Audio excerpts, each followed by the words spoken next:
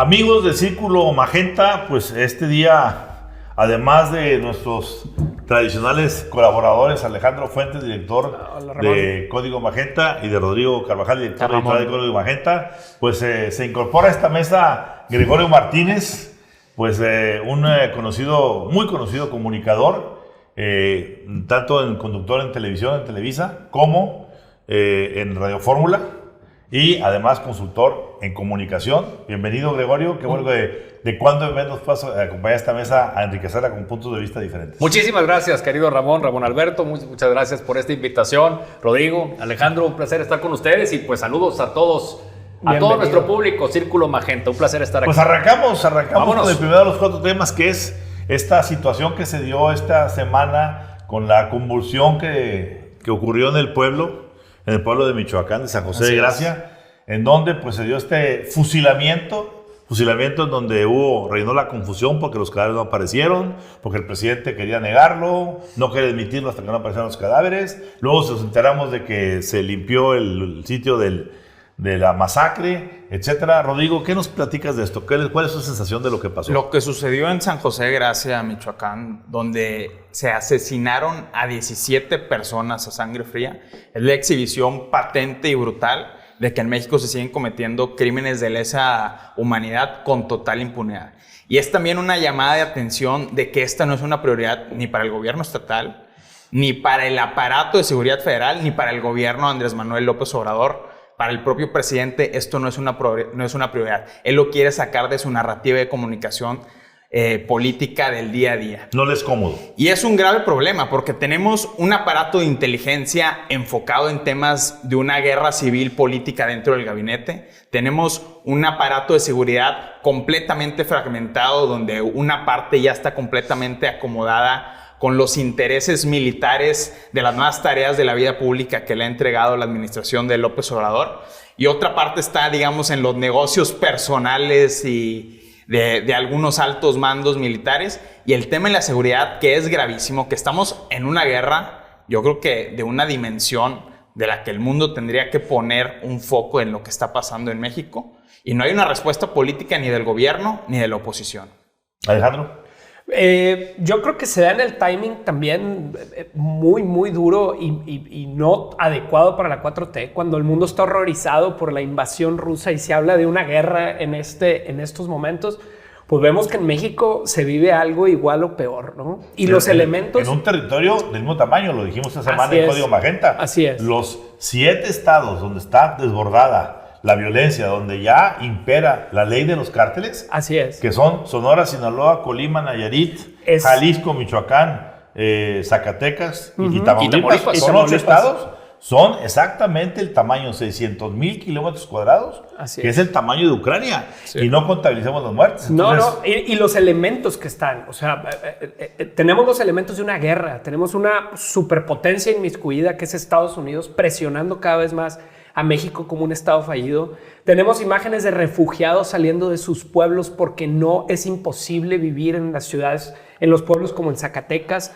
Tenemos grupos paramilitares armados con inteligencia, tenemos arsenales, tenemos todo un aparato de inteligencia. Entonces, mientras por un lado vemos las imágenes de Ucrania y toda esa información, por otro lado vemos que en México pues hay imágenes iguales o peores, ¿no? Y creo que para la 4T es un timing horrible, ¿sí? Pero también nos da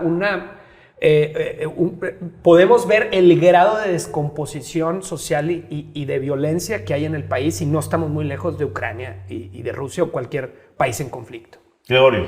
Pues lo que estamos viendo, como hemos platicado, el poder de los grupos del crimen organizado.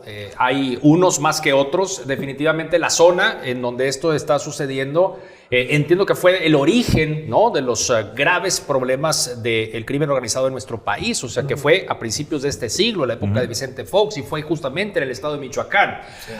Como ha sucedido. Donde también empezó la guerra de Calderón, que era su estado. Justamente.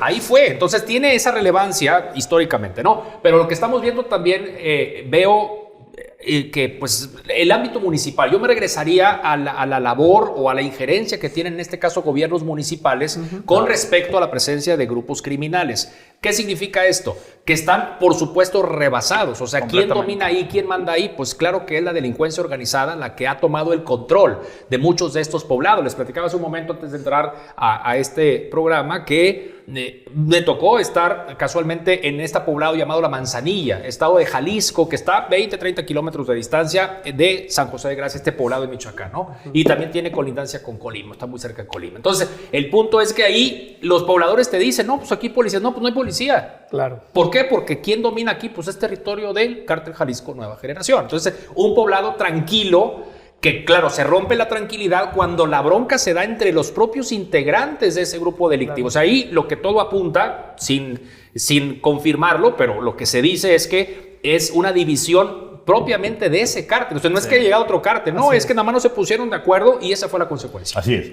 A ver, aquí lo lamentable de todo esto, primero, es la actitud con la que el presidente asume esta situación. Primero, diciendo, ojalá que no haya sido así. ¿Por qué? Pues no le conviene. Claro. Pero es una realidad y ahí está. Y ahí estaban las imágenes antes de que se encontraran o no los cadáveres. La negación. La negación. No le dio crédito a la versión de que pudo haber sido un montaje. O sea, y eso nos habla de un pésimo sistema de inteligencia. Yo llamaría cuentas a Domaro a sentarlo al responsable de inteligencia nacional. Así le ver. Venía de su junta de las 6 de la mañana de seguridad. Exactamente. ¿Por qué cuántas horas después del fusilamiento, que ya estaba por todas las redes, el señor no tenía una respuesta? Claro. Y no había una respuesta, parecía que hubo 5 horas de promedio para poder limpiar con mangueras y todo. A presión.